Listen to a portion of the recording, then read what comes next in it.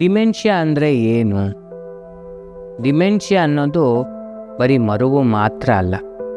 ಈಗ ನಮ್ಮ ಮೆದುಳು ಸೂತ್ರಧಾರಿ, ಕೈಕಾಲೆಲ್ಲ ಪಾತ್ರಧಾರಿಗಳು ಅಂತಂದರೆ ಮೆದುಳೇ ಎಲ್ಲ ಕಂಟ್ರೋಲ್ ಮಾಡೋದು, ಬೇರೆದೆಲ್ಲ ಅದು ಏನು ಮಾತು ಹೇಳುತ್ತೋ ಅದು ಕೇಳುತ್ತೆ.